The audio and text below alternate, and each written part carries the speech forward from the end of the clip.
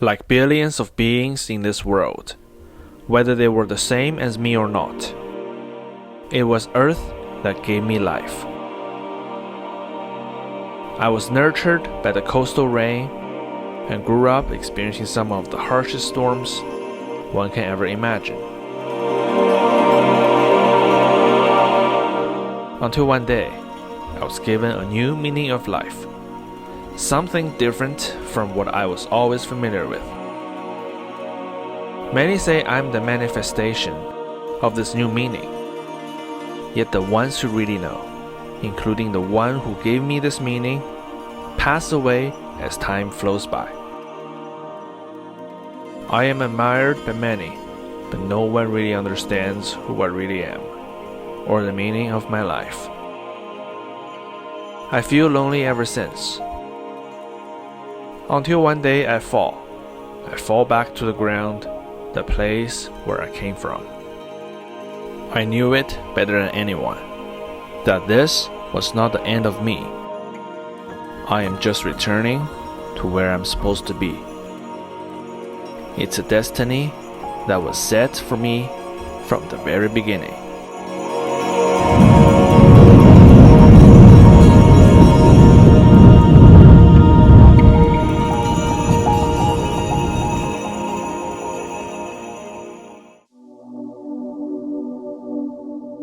In the last episode, we arrived at Alert Bay and the Cormorant Island.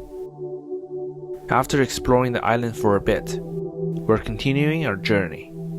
But this time, we'll focus on learning about the history and the traditions of the local Namgis community, a band of the Kwakwaka'wakw people who moved to Cormorant Island in the 19th century from the Fort Rupert area. The best place to start is the Wumista Cultural Center.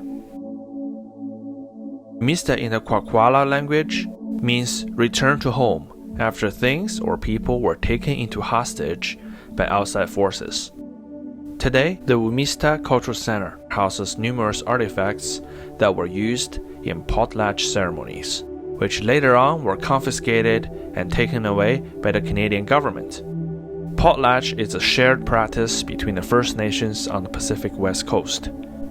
Potlatch ceremonies were held in important occasions such as naming of newborn children, marriages, funerals, transferring of physical and intellectual properties, interband negotiations, and all other events people like you and I think are very important to our own lives.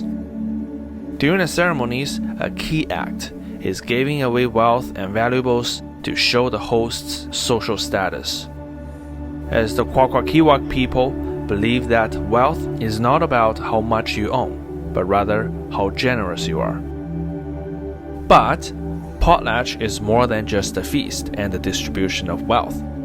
It is also the event where the history, the mythical stories, and the spiritual values of each band get passed on through performances and storytellings. However, between 1885 and 1951, to fully assimilate the coastal First Nations, the Government of Canada announced a ban on the potlatch ceremonies, quoting that such practice is the biggest threat which prevented the Pacific Coast indigenous communities from becoming so-called civilized Christians. Ceremonial masks, instruments, and other items were confiscated by the government.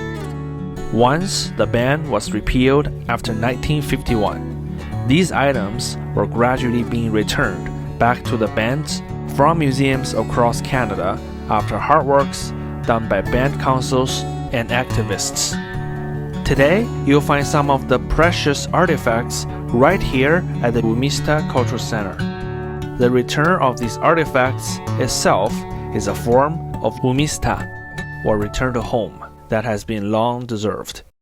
While photography and filming are prohibited inside the museum on the potlatch exhibition, you can learn more by checking out the short clip made by the Museum of Anthropology at University of British Columbia. I'll drop the link in the description box below. Behind the Wumista Culture Center, you'll find an open field with toys scattered around. So the empty area behind me, so this is the site of a former Indian residential school. So I think in the Yukon series, I have briefly explained some of the things about the Indian residential schools. I think in 2005, so the residential school that once erected on this site was demolished. So that definitely marked as the end of a dark chapter of Canadian history. Yeah, but as some of you might know, that recently across Canada we have discovered unmarked graves of children who once attended those Indian residential schools. Yeah, that's very unfortunate. In Alert Bay, this is a large indigenous community here, so I'm pretty sure such tragedies and traumas were also brought to the people here as well. One of the main goals of residential schools is to make young First Nations children forget about their identities, which include their own history, languages, and traditions. It's hard to imagine that only 100 years ago, those who were not adhered to Euro-Canadian way of life and Christianity were seen by Canada as savages. I sincerely hope this will never happen to any children living in any country just because their families and their backgrounds are considered as different by powerful people who have more privileges. Fortunately, efforts to regain the Kwakwaka'wakw identity are on the way. The Kwakwaka'wakw language saw a comeback in people's daily lives. Traditional carving techniques were used to create architectures around the village and for public use. If you came to Mista Cultural Center through the boardwalk, you'll see gazebos decorated with fine wooden carvings that represented the symbols of the Kwakwaka'wakw clans.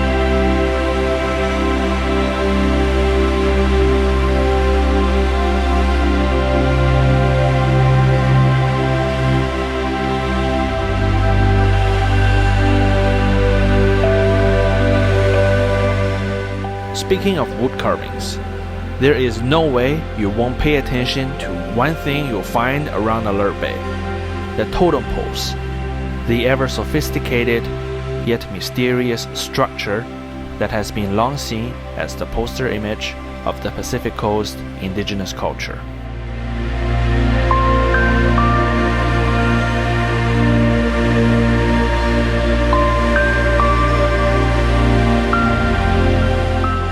There is a fallen pole near a plaza very close to the Umista Cultural Center, which gave us a rare opportunity to see them at a very close distance.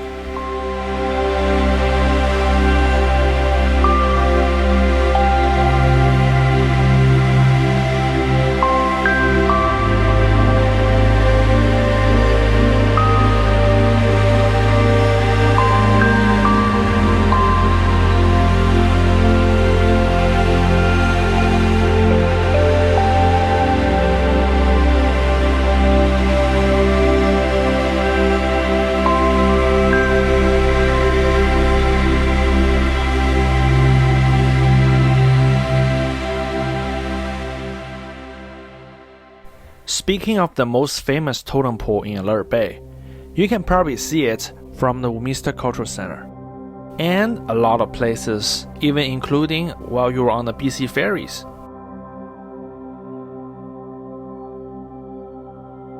Yeah, so behind me, that thing over there, that's the world's tallest totem pole.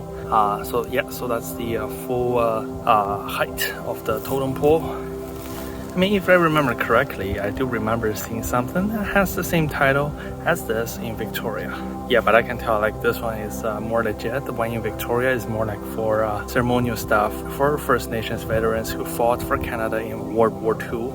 After checking the internet, the one in Alert Bay is indeed the tallest totem pole in the world, at 173 feet or 53 meters. The one in Victoria is only 127 feet or 39 meters. However, the latter is the tallest freestanding totem pole in the world.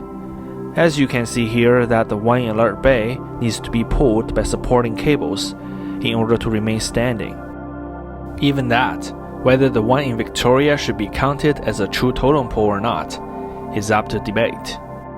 How come the tallest totem pole is so worn out but no one is doing any repair work? Plus, you also see many fallen totem poles.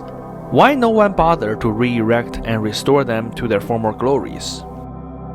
That, my friend, will have to trace back to what a totem pole is. Remember the brochures I got from the tourist office? All the information is in there. A totem pole is a visual statement about those who commissioned the work.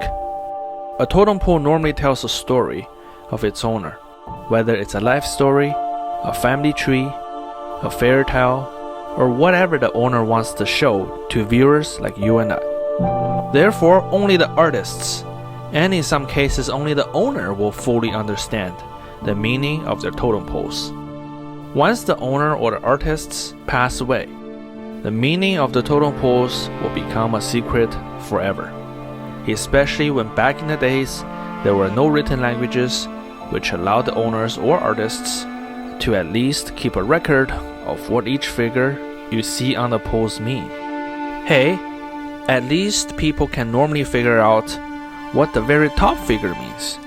It's normally the clan which the owner comes from. For many Kwakwaka'wakw families, they believe they are the descendants of the Thunderbird. That's why you often see Thunderbirds at the very top of the totem poles in Alert Bay. I know people often say that those at the bottom of the totem pole are unimportant. You never know. If the totem pole tells about the family history, that bottom man might be the owner himself. As for why you see totem poles are never repaired and restored, I'll explain a bit later as we continue to explore Alert Bay. Right behind the world's tallest totem pole is a unique looking building. This is the big house where potlatch ceremonies are held. Unfortunately, I don't think I'll be able to witness something like this in this trip. I hope one day I'll get to see it in person.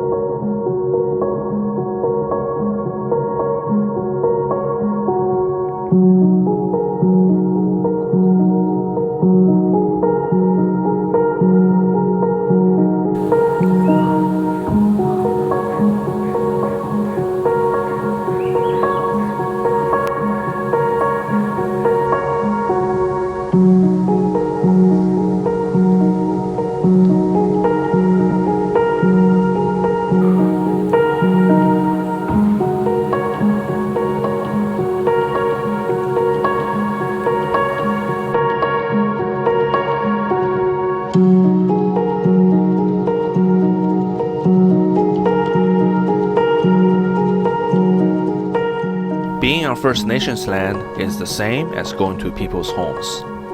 Respect the place and respect the owners. If you see signs that say they're not welcoming visitors, respect and do not cross the line. If people do not wish to be on your photo, do not take these photos.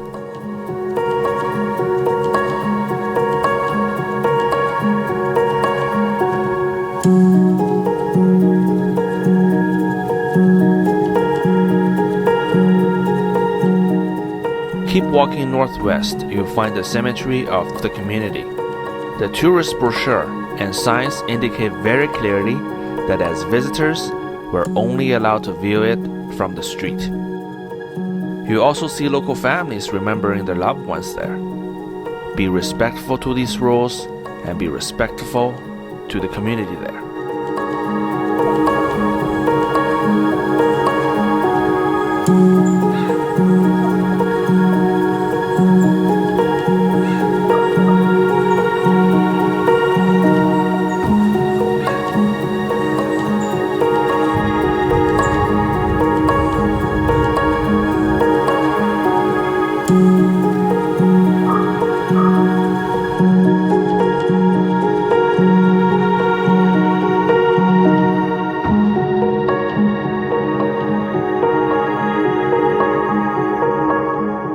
While Alert Bay and Cormorant Island still have hidden gems and surprises we could discover, I decided to head to the final stop of our trip, the historic burial ground.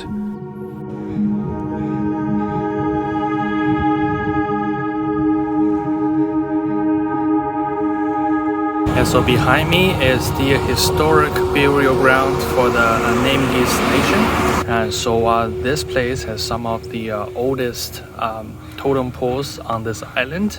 And as some of you might know that actually Stanley Park has some of the totem poles originally from Alert Bay. However, here at the historic burial ground, you see totem poles that truly reflect their age. Some of them even fell to the ground, while some others were left to degrade. How come the village never repainted, repaired, or restored these poles to attract Instagrammers across the globe?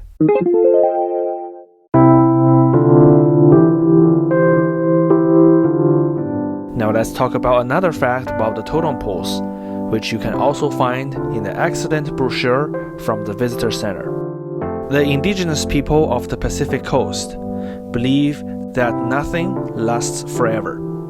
When a totem pole falls to the earth or something was damaged, it has served its purpose, and it was the time to let it go back to Mother Earth. This is such a powerful belief. It tells us about the circle of life and the one truth that many people in this world agree. Nothing lasts forever. This includes our lives and the properties we own, such as money, cars, houses, and so on. Kwakwaka'wakw people respect nature because they know that they come from it. They will depend on the nature's offerings to flourish, and one day they will eventually go back to the nature. This is so different from what the rest of us is doing.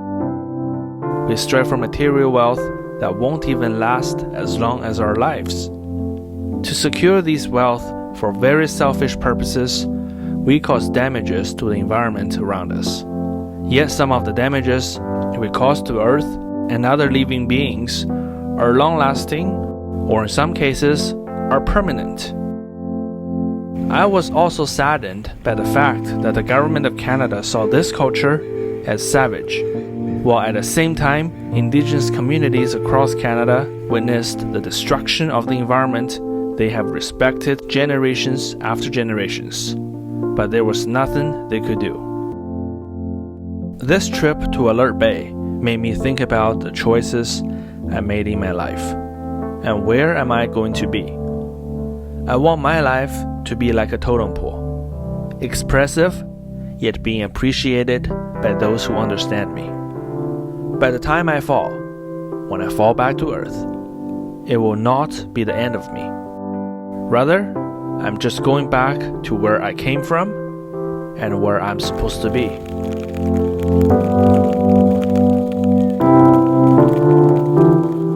Well, that's it. This is the end of our chapter in Alert Bay. I guess now you know why the totem poles at Stanley Park are tourist attractions. It's repainted, restored, and it's there for you to see, not for the poles themselves to fulfill the purposes and complete the circle of life, like how the pole owners and artists imagined. Remind you of the animals living in the zoo, huh? In the next episode, we're wrapping up our adventure on Vancouver Island. What other things are going to happen? Stay tuned.